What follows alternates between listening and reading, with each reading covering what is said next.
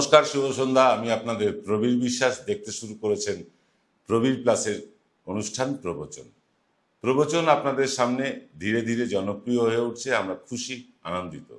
যারা সাবস্ক্রাইব করেননি এখনো, তারা নিচে সাবস্ক্রাইব লেখা বাটনটিতে একবার টাচ করুন, পাশে বেল আইকনটিতে একবার টাচ করুন, তারপর অল বলে একটি অপশান আসবে, সেই অপশানে টাচ করুন।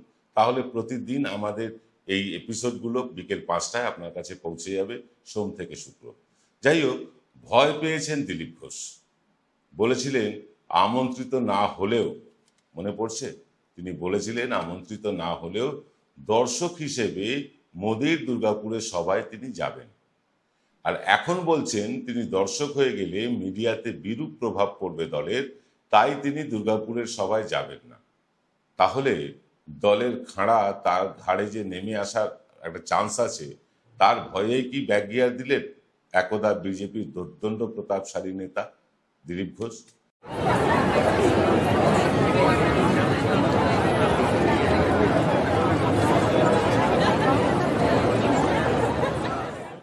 দিল্লি যাচ্ছি। দিল্লি যাচ্ছেন? আমাদের সবার বক্তব্য, আপনি তো বলেছিলেন যে কর্মী হিসেবে আপনি আজকে মোদির সভায় যাবেন। আমাকে কর্মীরা ডেকেছিলেন, তাই আমি হ্যাঁ করেছিলাম।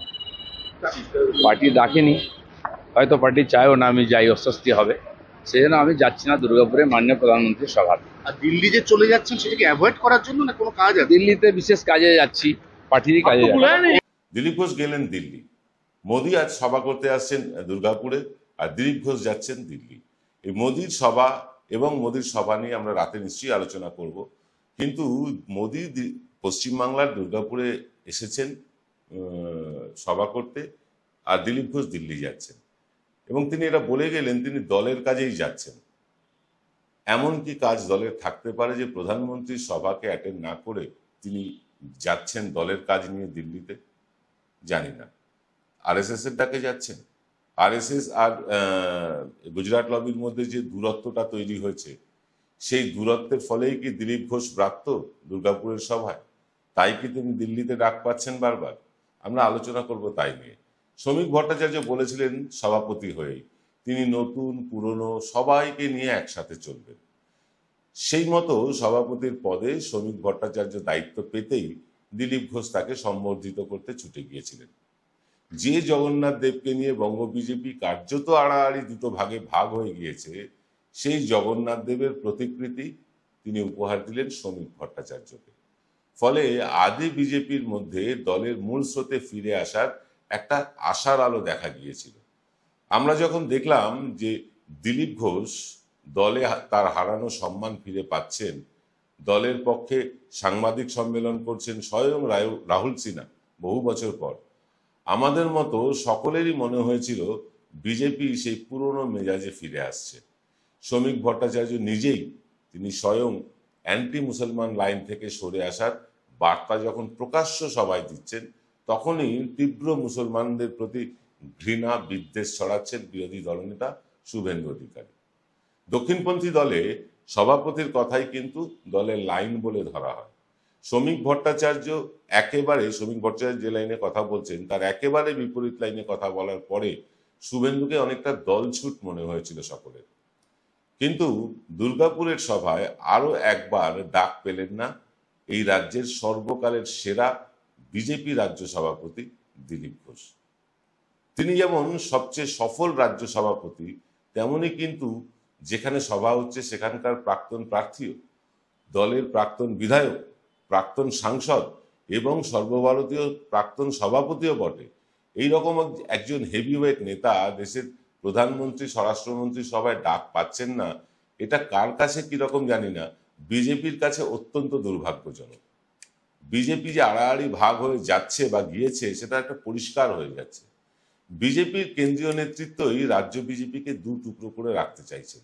একদম ঠিক শুনছেন, কেন্দ্রীয় নেতৃত্বই চাইছে বিজেপি দু টুকরো হয়ে থাকুক। এটা কিন্তু দিনের আলোর মতো পরিষ্কার। শ্রমিক ভট্টাচার্য সহ পুরনো আরএসএস কর্মী দলের অনেকেই, দলের অনেক চড়াই উতরাই পার করে আজ কিন্তু এই শ্রমিক ভট্টাচার্য সভাপতি হয়েছেন। তৎকাল বিজেপির চেয়ে আদি বিজেপির প্রতি যে একটা সফট কর্নার শ্রমিকের থাকবে, সেটাই স্বাভাবিক। সেই কারণেই তৎকাল বিজেপি এবং আদি বিজেপির সবাইকে নিয়ে বাঙালির দল হয়ে ওঠার একটা চেষ্টা চালিয়েছিলেন শ্রমিক ভট্টাচার্য। শ্রমিক বুঝেছেন এই রাজ্যে যতদিন বিজেপি বাঙালির দল হয়ে উঠতে না পারবে, আদি 90-এর মধ্যে যতদিন একটা সেতুবন্ধন করা না যাবে, অতিরিক্ত 6% ভোট তারা তো পাবে না কিছুতে।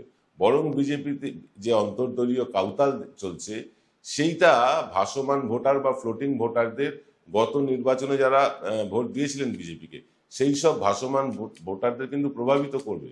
সেই ভাসমান ভোটাররা কিন্তু ভেসেই চলে যাবে। এটা শ্রমিক ভট্টাচার্য বিলক্ষণ বুঝেছিলেন। অভিজ্ঞ রাজনীতিবিদ শ্রমিক ভট্টাচার্য, তিনি এটা বুঝলেও কেন্দ্রীয় নেতৃত্ব সম্ভবত তা মনে করছেন না। তাদের ধারণা যে মুসলমানদের তেড়ে গালাগাল দিলে আর সনাতন করলেই অভীষ্ট 5 বা 6% ভোট তাদের কবজায় চলে আসবে। হয়তো তাদের তেমনই বোঝানো হয়েছে। তাই হয়তো আবেগমথিত গলায় হিন্দু মুসলমান, সিপিএম কংগ্রেস সবাইকে আহ্বান করা শ্রমিক ভট্টাচার্য দলীয় চাপে বলীয় গেরুয়া রাজনীতিতেই কি ফিরে যাবেন? সম্ভাবনা সেটাই। এর আগে প্রধানমন্ত্রী সভায় ডাক পাননি দিলীপ ঘোষ উত্তরবঙ্গে। কলকাতায় অমিত শাহের সভায় তাকে নিমন্ত্রণ করেনি বিজেপি। তখন অবশ্য শুভেন্দুর রবার স্ট্যাম্প হয়ে থাকা সুকান্ত মজুমদারের জমানা চলছিল। কিন্তু রাজ্যে সভাপতি বদল হতেই শোনা গিয়েছিল দিলীপ ঘোষ দুর্গাপুরের প্রধানমন্ত্রীর সভায় যাচ্ছেনই। এমনকি মঞ্চে তাকে যদি নাও ডাকা হয়, তিনি দর্শকের আসন থেকে বসে প্রধানমন্ত্রীর ভাষণ শুনবেন, এমনটা তিনিই বলেছিলেন মিডিয়ার সামনে একেবারে সাফ সূত্রভাবে। কিন্তু এত কিছুর পরেও হয়ে গেল ছন্দপতন, ঘেঁটে গেল সবকিছু, ওলট পালট হয়ে গেল সমস্তটা। সেই ওলট পালটের কথাগুলোই এবার বলবো আপনাকে। প্রধানমন্ত্রী বা স্বরাষ্ট্রমন্ত্রীর সভা মঞ্চে কে থাকবেন, কাকে আমন্ত্রণ জানানো হবে, এটা কিন্তু ঠিক করে দেয় প্রধানমন্ত্রী এবং স্বরাষ্ট্রমন্ত্রীর দফতর। যত বড়ই নেতা হন না কেন বিজেপিতে, যত বড় নেতা হন না কেন, অনুমতি না থাকলে তাকে মঞ্চে ওঠার আগেই সিঁড়ির কাছে আটকে দেন নিরাপত্তা রক্ষীরা। সেই নিরাপত্তা রক্ষীদের কাছেও একটা লিস্ট থাকে, তার বাইরে একটা মাছিও গোলে স্টেজে যেতে পারে না। সেই প্রধানমন্ত্রী, সেই স্বরাষ্ট্রমন্ত্রীর দফতর দিলীপ ঘোষের নাম কি শুধু জগন্নাথ মন্দির উদ্বোধনে যাওয়ার কারণেই কেটে দিচ্ছে বারবার? প্রশ্ন তো উঠছেই। নাকি দিলীপ ঘোষকে ঘাড় ধাক্কা দিতে চাইছে বিজেপির কেউ? এই প্রশ্নও কিন্তু এবার উঠতে শুরু করেছে। সামনেই 21শে জুলাই, এই রাজ্যের সবচেয়ে বড় সমাবেশ মমতা বন্দ্যোপাধ্যায় প্রতি বছর করেন ধর্মতলায়। এই যে দুর্গাপুরের প্রধানমন্ত্রীর সভায়, এই সভায় 21শে জুলাইয়ের চেয়ে বেশি লোক না হলে, বেশি লোকজন না আনতে পারলে মমতা ব্যানার্জির জনপ্রিয়তা এবং নরেন্দ্র মোদীর জনপ্রিয়তার মধ্যে কিন্তু একটা তুল্যমূল্য বিচার হওয়া শুরু হয়ে যাবে। এই 2 কোটির বেশি ভোট পাওয়া বিজেপি দুর্গাপুরের প্রধানমন্ত্রীর সভায় যদি 2-4 লক্ষ লোককেও জড়ো করতে না পারে, তাহলে তাদের নাক কান দুই কাটা যাবে, গলাও কাটা যেতে পারে বর্তমান বিজেপি নেতাদের। তাই যে নেতাদের সারা বছর শুধু টিভিতে আর কয়েকটা ইউটিউব চ্যানেলে দেখা যায়, তারা এখন ছুটছেন মানুষের বাড়ি বাড়ি মোদির সভার আমন্ত্রণ পত্র নিয়ে। তাছাড়া এই দুর্গাপুরে সভা করার একটা সুবিধে আছে। সেই সুবিধাটা হচ্ছে আসানসোল, জামুরিয়া বা চিত্তরঞ্জন থেকে অন্য রাজ্য থেকে লোক আনা খুব সহজ। খনি শ্রমিকদের হাতে 500-200 টাকা ধরিয়েও ভিড় বাড়ানো যায়। তাই আমন্ত্রণ পত্র পাচ্ছেন প্রায় সকলেই। অথচ তাদের দলের নেতা দিলীপ ঘোষ আমন্ত্রণ পাচ্ছেন না। এতক্ষণ এই প্রতিবেদন শোনার পরে আপনার মনে হতেই পারে এটা শুভেন্দুর কারসাজি। আপনাদের সাফ বলে রাখছি, পরিষ্কার বলে রাখছি, এখানে কোনো কারসাজি বা কলকাঠি করবার কোনো ক্ষমতাই আর শুভেন্দু অধিকারীর নেই। তিনি যে একটা মাকাল ফল ছাড়া আর কিছুই না, এটা কিন্তু কেন্দ্রীয় নেতৃত্ব, রাজ্যের কর্মীরা সকলেই বুঝে গিয়েছেন। বকলমে তাকেই বঙ্গ বিজেপির সর্বেসর্বা মেনে নিয়েছিলেন অমিত শাহ, নরেন্দ্র মোদীরা। আপনারা দেখেছেন সেসব। নেহাতি RSS করা লোক নয় বলে রাজ্য সভাপতি বানাতে পারেনি তাকে, বা অগ্নিমিত্রাকেও। সভাপতি করতে হয়েছে প্রাক্তন RSS এর কর্মী এবং ডেডিকেটেড বিজেপি কর্মী শ্রমিক ভট্টাচার্যকে। শুভেন্দুকে সব ক্ষমতা দেওয়ার পরেও 11টা উপনির্বাচনে হেরেছে বিজেপি। লোকসভার আসন 18 থেকে হাফ ডজন কমে গিয়ে 12তে নেমে গিয়েছে বিজেপি।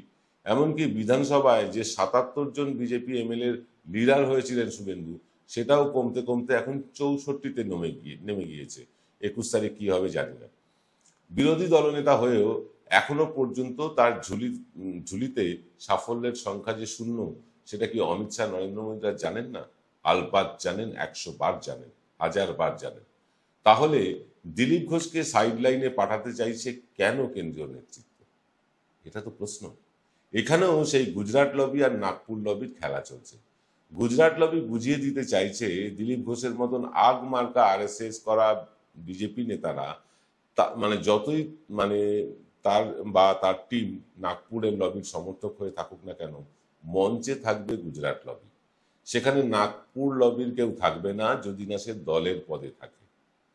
গুজরাট লবি আর নাগপুর লবির এই মাঝখানে পড়ে স্যান্ডউইচ হয়ে যাবার জোগাড় হয়েছে শ্রমিক ভট্টাচার্যের বহুত্ববাদের কথা বলছিলেন না, সেটা স্যান্ডউইচ হয়ে গিয়েছে। আদি বিজেপি নেতারা এটাকে তাদের অসম্মান হিসেবেই নিচ্ছেন, আমরা খবর পাচ্ছি। এখন প্রশ্ন হচ্ছে, বিজেপির এই আভ্যন্তরীণ ক্যাচালে বিজেপি সমর্থকদের মধ্যে কতটা প্রভাব ফেলবে? ক্ষমতায় আসার আগেই যদি আদি আর তৎকালের মধ্যে এই রকম কাউতাল হয়, ক্ষমতা পেলে তো এরা নিজেদের মধ্যেই ধুন্ধুমার লড়াই করে শেষ হয়ে যাবে। যে বামপন্থী ভোটে বিজেপির এই বাড়ন্ত, বাংলায় তাদের কি আর আগে রাম পরে বাম বলতে দেখা যাবে? এসব দেখার পরেও প্রশ্ন তো উঠছেই। আদি বিজেপিকে সাইড লাইনের বাইরে বসিয়ে যে ২৩-২৪% তৎকাল বিজেপি আছে, তাদেরকে দিয়ে মমতা বন্দ্যোপাধ্যায়ের সাথে লড়তে কি পারবে বিজেপি? ভাড়া করা সৈন্য দিয়ে যুদ্ধে নামা যায় ভাড়া করা সৈন্য দিয়ে, যুদ্ধ জেতা যায় কি? প্রশ্নটা রেখে গেলাম আপনাদের কাছে। দেখা হবে আজ রাত ৮টায় এক্স ফ্যাক্টরে। নমস্কার।